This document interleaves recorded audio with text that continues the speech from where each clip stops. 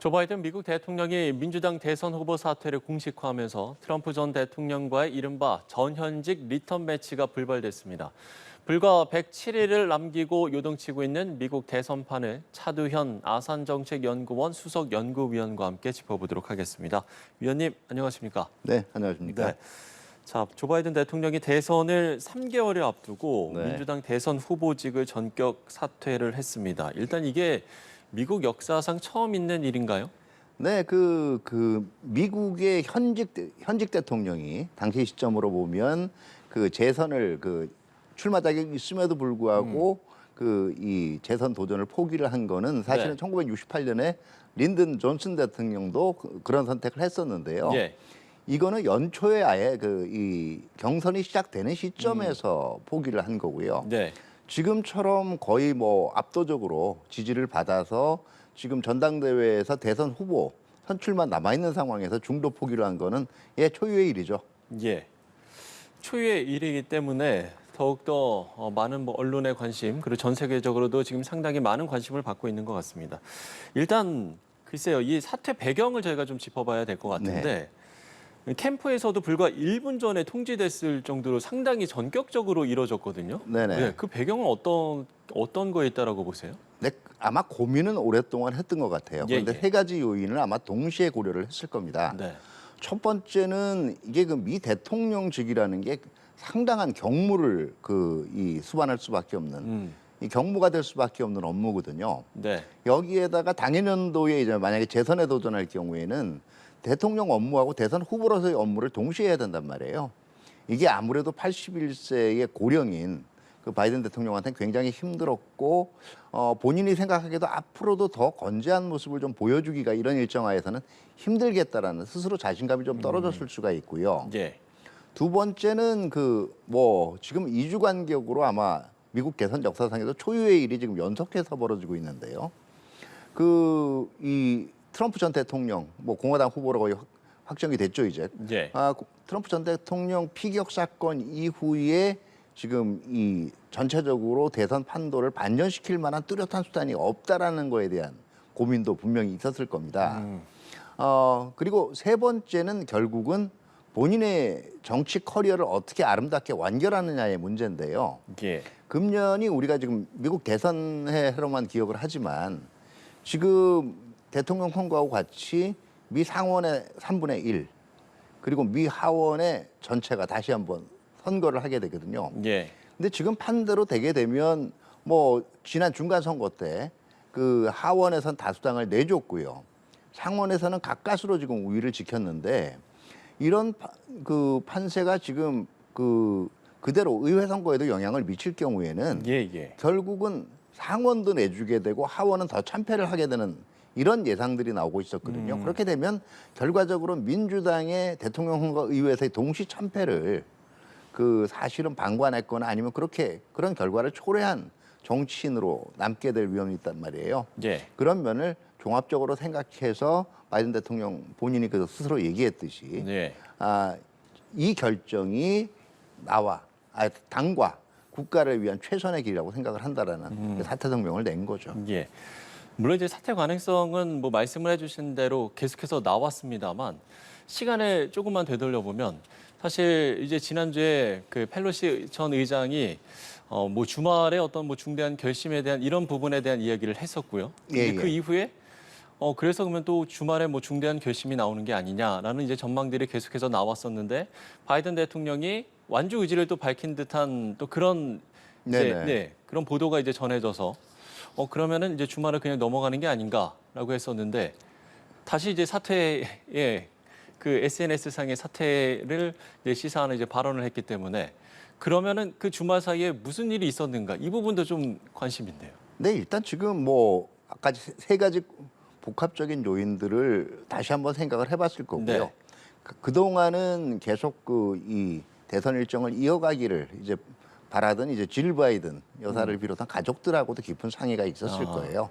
그리고 무엇보다 지금 이제 주말에 결심을 하게 되면 그래도 민주당 전당대회를 한 달 정도는 지금 남겨놓는단 말이에요. 이게 한번 또 실기를 하게 되면 이제 불과 한 3주 남겨놓고 사퇴를 해야 되는 상황. 이렇게 되면 사퇴가 현실적으로 어려워지는 거고요. 그렇죠. 그러면 전반적인 대선판은 점점 더 이 트럼프 전 대통령하고 공화당 쪽으로 기울게 될 거고, 그러면 아마 이런 생각을 바이든 대통령이 하지 않나 싶어요. 확실히 지는 길보다는 예. 그래도 그 앞으로 대선판에 중요한 영향을 줄 수 있는 그런 결정을 해야 되겠다고 생각을 했겠죠. 예. 지금 이제 말씀해주신 그러니까 이 대선판에 중요한 어떤 영향을 미치게 될 것인가 이제 이 부분이 관심인데 네네. 사실 지금 이제 현재 트럼프 전 대통령의 이제 대세론이 이제 점점 모아지고 있기 때문에 네네. 그런 대세론에 영향을 미치는 변수가 되겠습니까? 어떻게 보세요? 근데 여전히 보면 네. 현재로는 트럼프 전 대통령이 우위에 있는 거는 맞아요. 우위에 있는 건 맞는데 이것이 영향을 미칠 의외의 변수가 될 수가 있는 게요. 예. 첫 번째가 지금 일단은 이제 앞으로 그 노세 문제가 이제는 바이든 대통령의 약점이 아니라 이제 거꾸로 이제, 역풍을 맞게 될 그렇죠. 수가 있는 게요. 바이든 대통령 81세였지만 트럼프 대통령도 78세예요. 못지않은 네네. 고령이거든요. 그리고 유세 중에 말 실수하고 이런 거는 바이든 대통령이 더 많았고 더 심각했기 때문에 이게 공격 대상이 됐던 거지. 본인도 그게 없었던 게 아니란 말이에요. 그럼 이제는 거기에 대해서 역으로 이제 고령 문제가 들고 일어나게 됐고, 두 번째는 개인적으로는 아직 모르겠습니다만은 제가 볼 때 아마 피격 사건 이후에 미 공화당 전당대회로 가면서 이 기간 중에 그 트럼프 전 대통령이 더 이상 미국 사회가 분열되어서는 안 된다. 그리고 그러니까 내가 기존의 정책을 조금 조정하더라도 양측을 모두 끌어안고 가는 그런 결단의 정치를 하겠다. 만약에 이런 모습을 보여줬다면 아마 제가 볼 땐 뭐 바이든 대통령 사퇴 아니라 어떤 수가 나와도 그 트럼프 전 대통령 대세로는 이어졌을 겁니다. 근데 실질적으로 일단 부통령 지명 과정에서 본인과 노선이 거의 같다라고 얘기되는, 그러니까 노선 안 바꾸겠다라고 얘기한 거나 마찬가지거든요. 이제 벤스 부통령 후보를 지명을 했고요. 예, 예. 이 공화당 전당대회 이 후보직 수락 연설에서도 분명히 이제 디스코드, 그러니까 반목과 디비전, 분열을 극복해야 된다라고 얘기를 하면서 그 이후에 나오는 연설 내용을 보면 결과적으로는 내가 옳고 내 길이 맞기 때문에 그냥 나를 지지해야 된다. 내 이상의 미국 대통령은 없을 거다. 뭐 이런 얘기들이 주로 나왔기 때문에 예, 이게 예. 사실은 흔히 얘기하는 유니티, 단결이라는 면하고는 거리가 멀었거든요. 그러면은 이제 이 면들을 거꾸로 이제 해리스 이 부통령이 만약에 민주당 후보가 된다면 해리스 부통령이 아니래도 이걸 공략하고 나올 수 있는 길이거든요. 아마 누가 봐도 바이든 대통령보다는 젊은 후보가 나올 거예요. 그러면 이제 그동안 주로 네거티브 선거로 흘러갔던 한국이 정책 선거로 가게 되면 예. 이게 트럼프 전 대통령하고 공화당이 결코 유리하다고만 볼 수 없는 이제 이슈들이 나오게 돼요. 자, 누가 미국을 분열시켰냐? 그 다음에 민주주의의 가장 중요한 절차가 승복인데, 그러면 2021년 의사당 점거 사건이 다시 소환될 수밖에는 없는 거고요. 두 번째는 이제 과거에 나왔던 이 민주주의의 위기 문제들을 들고 나올 때도 마찬가지고, 또 피격 사건도 어떻게 보면 이게 총기 소유 제한에 관한 건데 이게 공화당 의제란 말이에요. 예, 예. 이게 정책 선거로 가게 되면 그렇게 유리하지만은 않은 형국들이 분명히 또 하나가 있고요. 그리고 이거는 전제라 이제 민주당 내에서 뭐 어떤 대체 후보가 나오든 뭐 해리스 지금 부통령이 가장 이 유리한 위치에 있는 건 맞아요. 어떤 후보가 나오든 민주당 내부에서 내부 단결을 보여주고 잡음 없이 이걸 전당대회까지 연결할 수 있다면 민주당에도 충분히 기회가 있다라고 봅니다. 예. 자, 조 바이든 대통령의 대선 후보 사퇴가 대선에 영향을 미칠 변수가 될 것인가 저희가 이제 이 부분을 짚어봤다면 그러면 이제 누가 그 대체자가 될 것인가 이 부분을 이제 전망을 해봤으면 좋겠는데 뭐 네. 말씀을 해주신 대로 일단 지금 카멀라 해리스 부통령이 지금 가장 좀 그 가능성이 높게 이렇게 좀 전망이 되고 있는 것 같거든요. 네네. 뭐 지금 뭐 여러 가지를 따져볼 수가 있는데요. 지금 한 달밖에 안 남았기 때문에 주별 경선을 다시 할 수는 없어요. 네. 근데 지금 해리스 부통령 같은 경우에는 현직인 바이든 대통령이 출마하겠다 그랬기 때문에 경선에 나서지 않은 것이 충분히 거기에 대해서는 그 어떻게 보면 변명이 될 수가 있고요. 그건 유권자들도 이해를 할 겁니다. 근데 지금 거론되는 후보들이 민주당 경선에 나오질 않았어요. 금년 초에. 예. 그러면 그 후보들이 갑자기 그 앞에 확보된 대의원들, 물론 이 확보된 대의원들이 반드시 바이든 대통령한테만 투표하라는 의무는 없어요.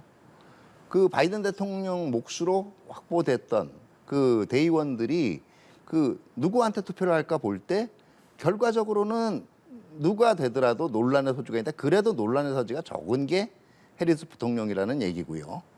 그 다음에 지금 흔히 얘기가 되는 게 그러면 지금 그 어차피 각 주별로요. 현재 미국 선거법상 각 주별로 각 당의 선거 후보 등록을 받아야 돼요. 예. 이제 이게 시작이 되는데 이게 공화당 전당대회는 이미 끝났으니까 상관없는데 이제 일부 주 같은 경우에는 민주당 전당대회보다는 앞에 후보 등록이 있단 말이에요. 이게 왜냐하면 선거인단을 또 이제 이 등록을 해야 되거든요. 예, 예. 자, 그러면은 결과적으로는 먼저 형식적으로라도 선출을 해야 되지 않겠어요. 민주당 입장에서는 오하이오주 같은 경우에 등록을 해야 되니까.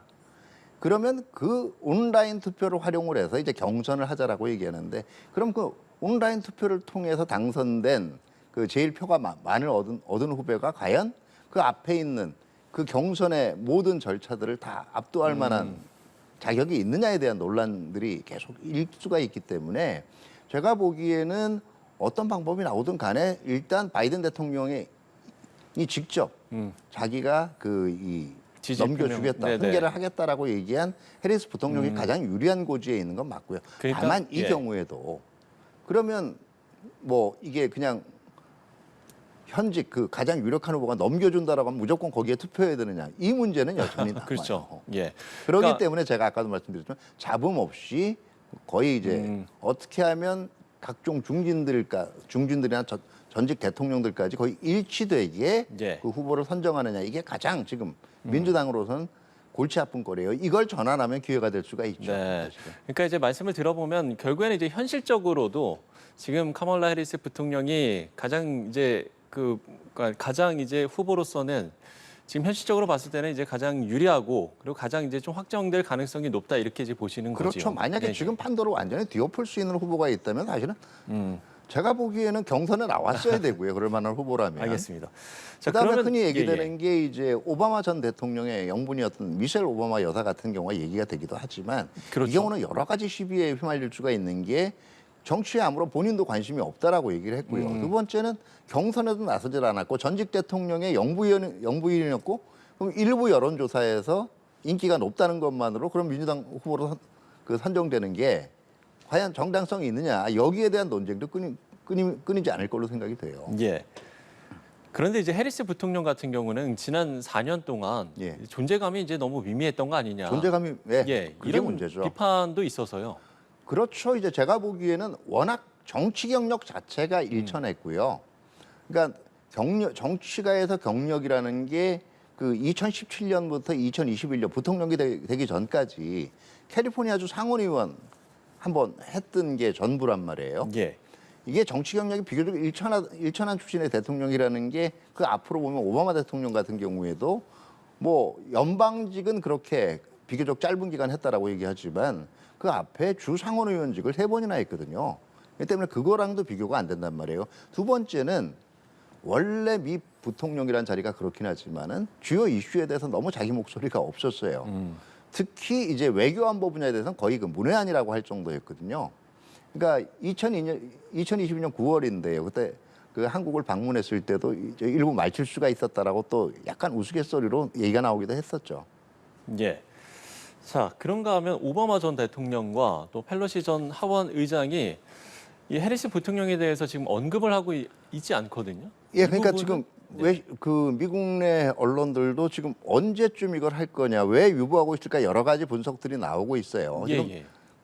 오바마 전 대통령도 그렇고 펠로시 의장도 그렇고 전 의장도 그렇고 모두 지금 바이든 대통령의 결정에 대해서는 바이든 대통령을 그 칭송을 하면서도 특정인을 지금 지지하고 있지는 않아요.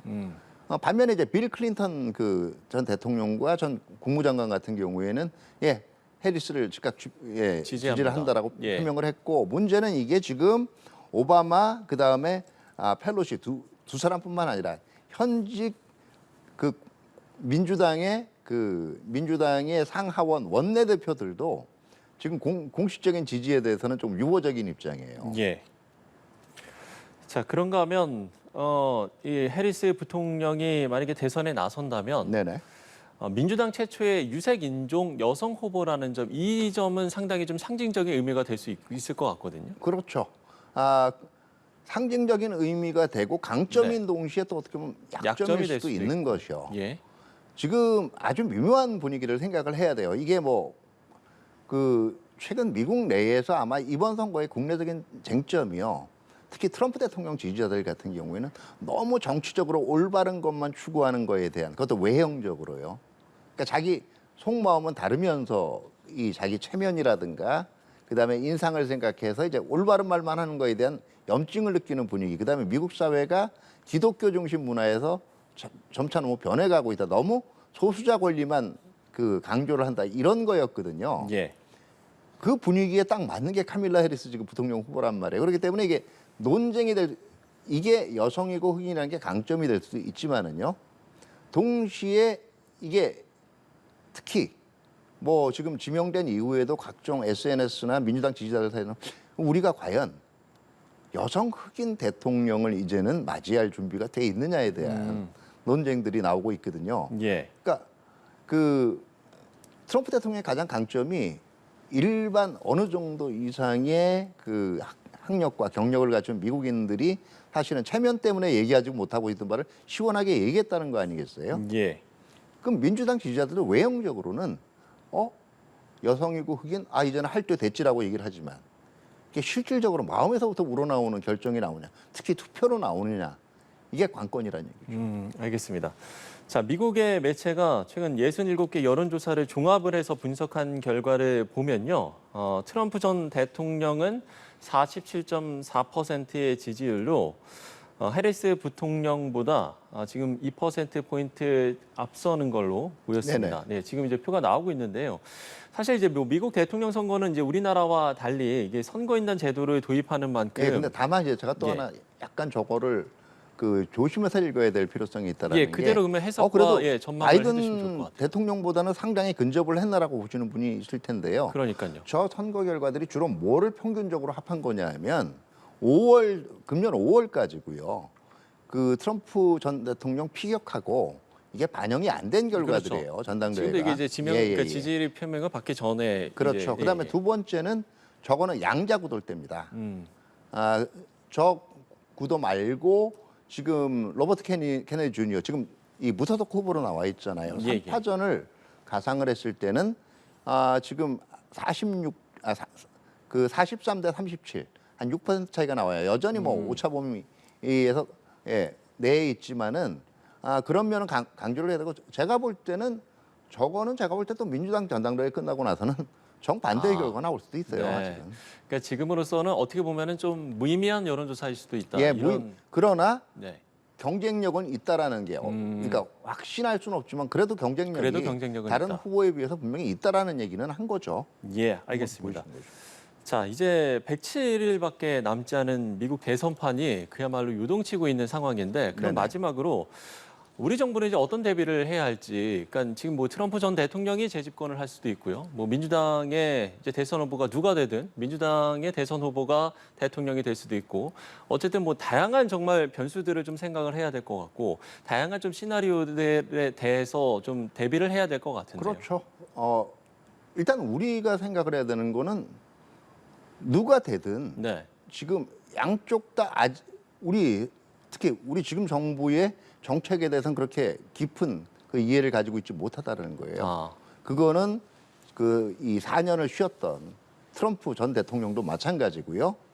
그리고 그동안 외교안 보면서 별다른 존재감을 보여주지 못했던 해리스 부통령도 마찬가지입니다. 그렇기 때문에 우리의 국정 철학이라든가 정책 방향에 대해서 양쪽 다에다가 모두 차분히 설명해 나가고 공감대를 확대해 나갈 필요가 있고요. 굳이 제가 말장난인 것을 비교를 하자면 한쪽은 확인이 돼 있는 일종의 이 비호감이고요. 그러니까 별로 트럼프 대통령이 우리한테 호의적이지 않다는 건 이미 확인이 됐죠. 반면에 한쪽은 왠지 호의적일 것 같지만 확실하지가 않은 이런 지금 국면이기 때문에 뭐 흔히 이런 얘기들을 많이 합니다. 아, 누가 될 것 같으니까 지금 빨리 그쪽으로 가서 많이 이 설명을 하고 해야 되지 않느냐. 제가 볼 때는 그런 어느 쪽 이제 어느 쪽에다 더 설명하고 이런 거 자체가 제가 보기에는 별로 현명한 접근이 아니라는 거예요. 어차피 동맹이란 기간은요, 한 행정부 기간 동안 뭐 아무리 선거 기간 동안 나오게도 그렇게 흔들 수 있는 게 아니고 오히려 거기에 집착을 해서 움직이다 보면 전체의 큰 흐름이 깨져요. 양 후보 진영 모두에 대해서 우리 정책 방향을 더 알리고 더 설득해 나간다는 그런 자세로 접근하는 게 중요하겠죠. 알겠습니다. 자, 미국 대선과 관련한 이야기를 나눠봤습니다. 차두현 아산정책연구원 수석연구위원과 이야기 나눠봤습니다. 오늘 말씀 고맙습니다. 네, 감사합니다.